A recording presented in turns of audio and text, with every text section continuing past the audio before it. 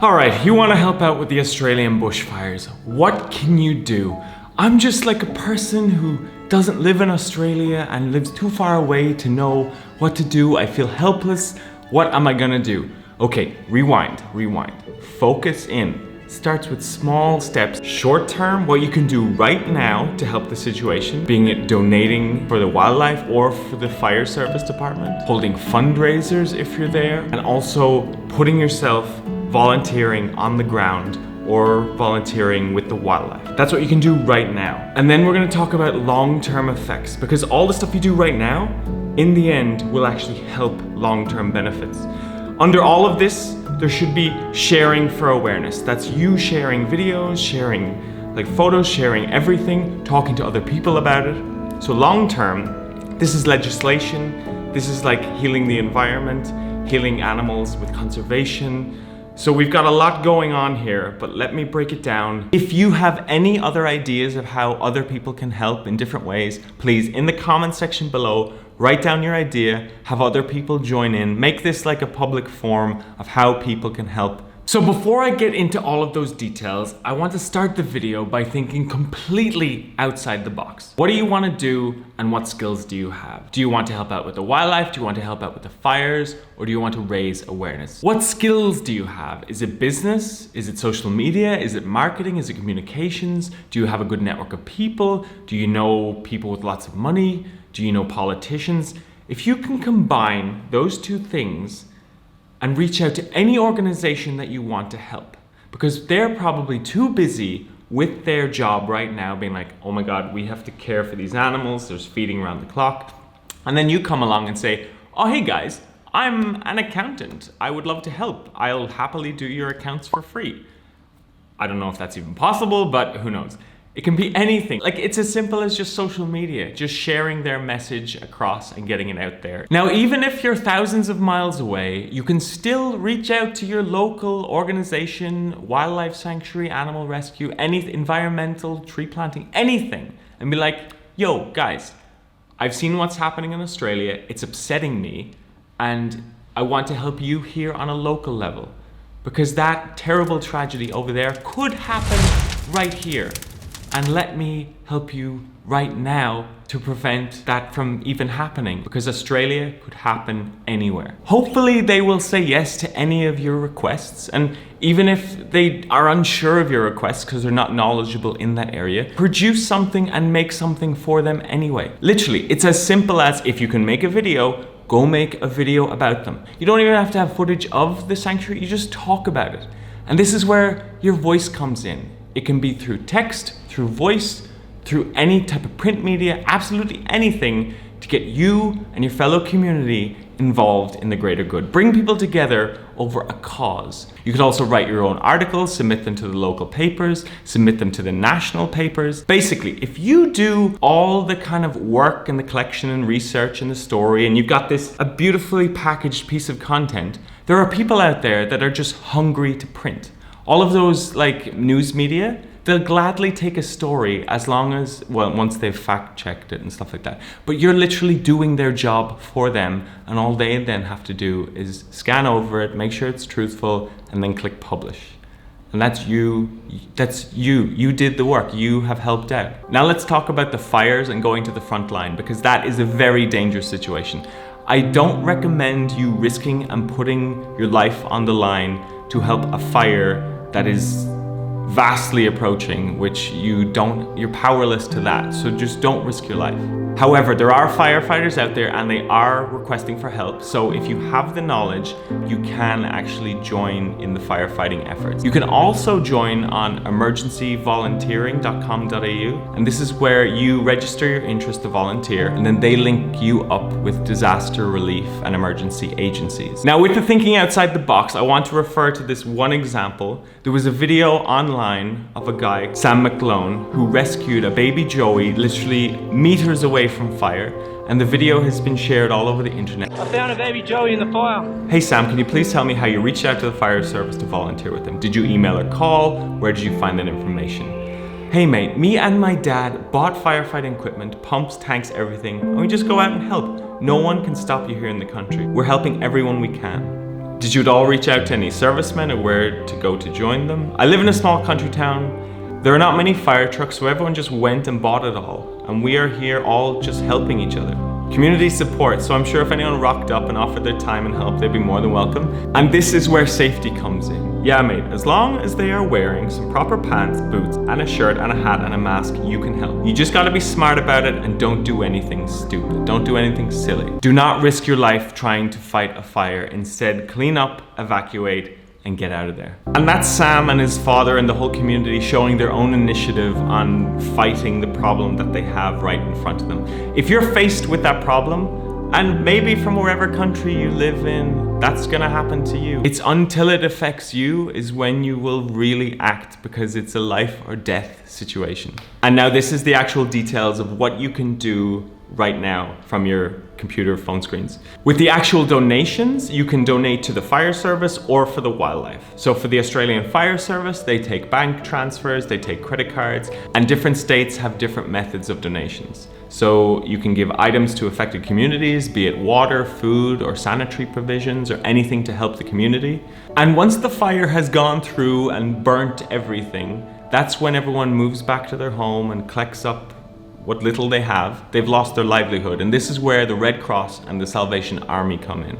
So they're helping people that have lost loved ones, lost their house, basically lost quite a lot of hope. It's their livelihood. They've lost everything. And now for wildlife, there's heaps of organizations that are asking for help. So to name a few, we've got Wires Wildlife Rescue, the Macquarie Koala Hospital, Currumbin Wildlife Hospital, the Rescue Collective, and the whole state of Victoria, wildlifevictoria.com.au. You can register to volunteer there. They're looking for foster parents for animals. They're looking for anyone that can care and help with the wildlife situation in Victoria. So check out that website. So with the wildlife, they are the ones that are most affected by this because they have no voice and their whole environment is completely destroyed. And we were the ones who caused it in the first place. So if all of your actions are damaging their lives, then the least you could do is actually give back to them and give back to the people that are working to care for them and to give them a better life. And all of those accounts that I listed, they're all on Instagram and the links are in the description below, but they're constantly posting beautiful, caring, emotional images of them healing animals and rehabilitating them, to produce media, to photograph the story and create awareness about their current situation. And if that gives you warm, happy feelings of caring for animals, then please donate to them, because that continues their work and their efforts so they can produce more and give you more warm, fuzzy, emotional feelings. So please help them, because they are small organizations, not corporate, money-hungry conglomerates that are destroying the planet. Actually, with businesses, corporations, and brands, there's something you can do. See and inquire if they're interested in making a corporate donation. So this is tax-free, meaning they can help wildlife look good and get off with tax, because all businesses really care about is profiting, looking good, and being tax evade-free, whatever. Anyway, this will help wildlife. Get those corporate donations going. Inquire with businesses and anyone you know that owns a company. If you want to help volunteer with the wildlife, you could reach out to them in a number of ways, but I suggest the quickest and most easiest way is to just pick up the phone and be like, hey, I want to give my time for free and I want to help you. Oh, thank you so much. We need people to give their time and efforts for free because we're literally exhausted, running around, having no resources, and need as much help as we can get. Give them a call, find out, and then you'll know. And finally, I want to talk about what we can do long-term as individuals, but collectively come together to make a change. And I'm talking about government and legislation. This is involving in changing the laws. So the whole point is to focus more on renewable energy, the environment, and reducing CO2. So how can we make that happen? Of all the shouting you do on social media and raising your voice, it doesn't really do much for politicians. What really does work is that if you inundate them with letters and phone calls, because the secretary literally can't even do her job because she's like, look, I have to turn the phone off because I can't deal with my work because we're getting so many requests about the environment and about renewable energy. We need to bring this up to a higher level of parliament because this is what the people are talking about. So this is what I'm getting at. There was a video I saw by a girl named Anna Rose, and she talks about it in detail about you sending a letter talking about everything to do with the environment and renewable energy and how the earth is heating up and climate change. This is the letter that I have created for you to have more of a voice and to channel this energy and anger towards the correct member of parliament, your member of parliament. And you want your local representative from your housing, from your constituent, to actually bring that motion up into parliament. And if each individual household or person does that, then your parliament has to talk about these issues. And it gets bigger and bigger and bigger because there's more majority and there's more pressure on the people that are caring at a local level. So all this negative energy about Australia burning and what we can do, if you funnel that into you requesting for change through phone calls and through posting physical letters, then they will have to do something about it. I'll put the link to Anna's video in the description below, but in essence, it literally just involves you having an idea, physically printing it, and talking amongst your friends and the community, and all gathering around that one idea, and each person then talks to their local rep, and then that rep is inundated. So then they have to bring it to a higher level. So that's how law changes, and that's how new laws are made as people's opinions change over time. And finally, then there's the talk of climate change and climate striking. This is because the earth is heating up ridiculously. It is like 50 degrees in Australia right now. This is way above average. This is insane. This is why trees are literally just going up in flames. And then one goes up in flames, the smoke billows up, that creates a lightning storm, and then lightning hits, and then another tree goes up in flames. This is just a continual cycle, all because the earth is heating up. So everything we do as humans is causing the earth to warm up. And the culprits, the biggest culprits of all of this warm is because of businesses and corporations and conglomerates that are sucking up the earth's resources and then having us as consumers consume and create more waste. It's all for economic benefit, which is actually destroying the environment. So it's up to you as an individual to come together as a collective and put pressure on corporations and on the politicians.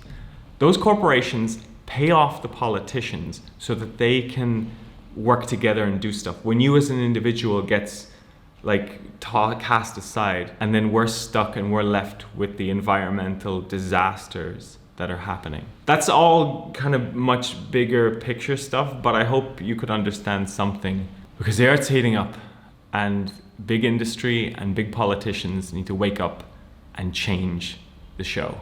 If you have any other ideas of how other people can help in different ways, please, in the comment section below, write down your idea, have other people join in, make this like a public forum of how people can help. Thank you so much.